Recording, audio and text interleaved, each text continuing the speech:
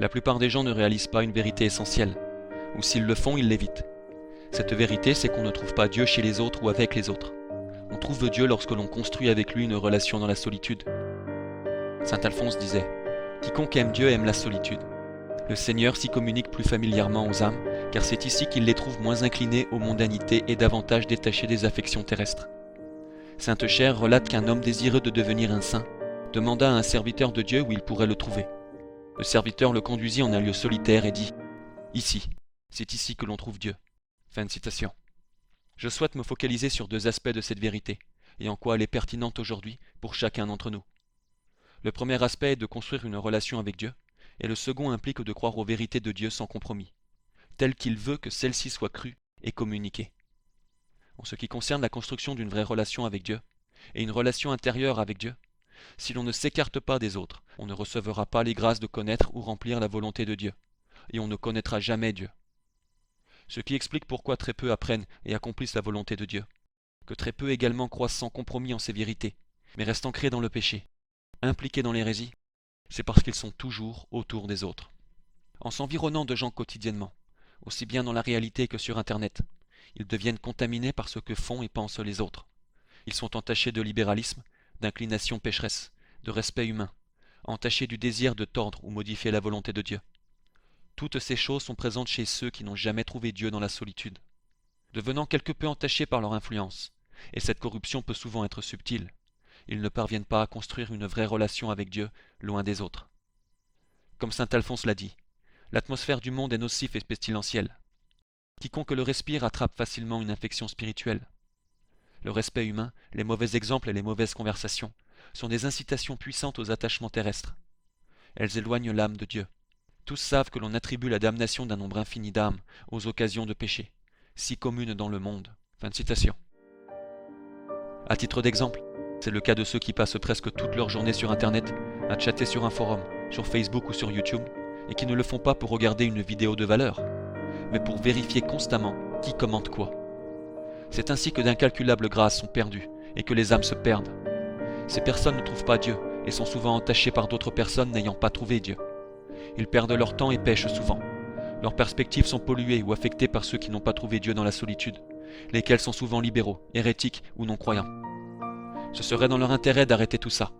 Ils commenceraient alors à voir les choses telles qu'elles sont réellement, et telles que Dieu veut qu'eux les voient, plutôt que de les voir à travers le prisme corrompu des gens autour d'eux. Les saints comprenaient l'influence contaminante des autres gens, même à des époques qui étaient des âges de foi, comparés à notre époque. Dans le livre Notre-Dame de Fatima de William Thomas Walsh, nous lisons « Un après-midi, Lucia vint accompagnée d'autres filles, des camarades d'école. Quand elles partirent, Francisco regarda Lucia d'un air sérieux, disant « Ne rentre pas avec elles, car c'est ainsi que tu apprendrais à commettre des péchés. » « Mais elles partent de l'école en même temps que moi, répondit Lucia. « Quand tu pars, dit Francisco, passe un peu de temps au pied de l'enfant Jésus, et puis rentre chez toi toute seule. » Fin de citation. C'est avec sagesse que Francisco vit que Lucia pouvait se faire corrompre par ces personnes, et que ce n'était pas dans son intérêt de rentrer avec elle. Même si vous êtes dans une famille nombreuse, vous devez trouver du temps pour vous isoler de vos membres de famille, être tout seul. Il n'y a pas d'autre moyen pour construire une relation avec Dieu. Vous avez besoin d'aller quelque part, que ce soit votre chambre, dehors ou ailleurs. Vous avez besoin de vous retrouver seul et prier dans la solitude. Forcez cette relation avec Dieu par la prière et les lectures. Dans l'histoire de Fatima, on lit aussi comment l'amour de Francisco pour la solitude croissait parmi les grâces qu'il recevait après les apparitions de Notre-Dame à Fatima. Citation. Après les apparitions de Notre-Dame, Francisco commençait à manifester une autre caractéristique que l'on trouve chez les saints, l'amour de la solitude. Un matin de mai, il laissa Jacinta et Lucia avec les moutons, et grimpa au sommet d'un grand rocher. « Vous ne pouvez pas venir ici, leur dit-il. Laissez-moi tranquille. » Fin de citation. La triste vérité, le gros problème que nous avons aujourd'hui, c'est que presque tout le monde est vicié ou hérétique.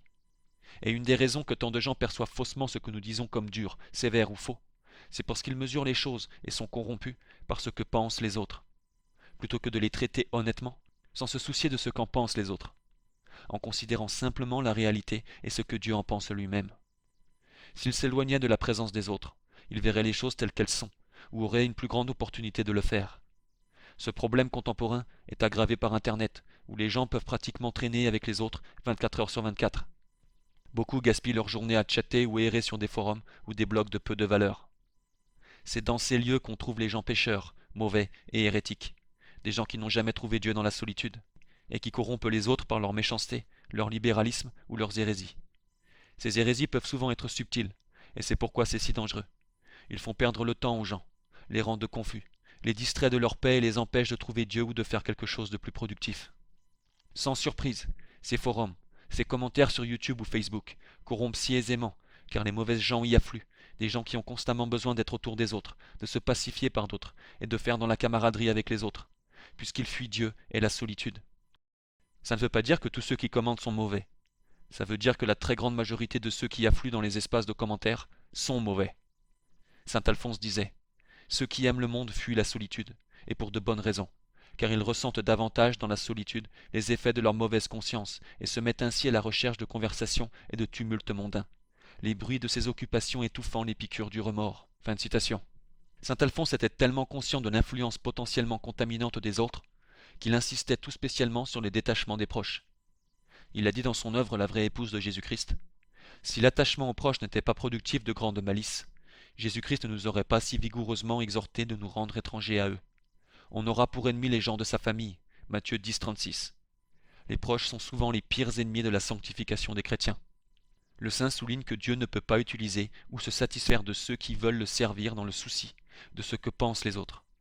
Comme le dit saint Alphonse en citant saint François de Borgia, celui qui désire se consacrer à Dieu doit premièrement piétiner ce que les autres diront de lui. Fin de citation.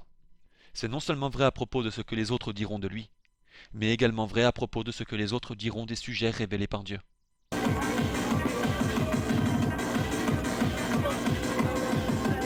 En s'environnant constamment de gens, et en se faisant corrompre par leurs idées et leurs influences, d'innombrables personnes échouent à découvrir la volonté de Dieu. Elles échouent à le satisfaire, et elles perdent leurs âmes.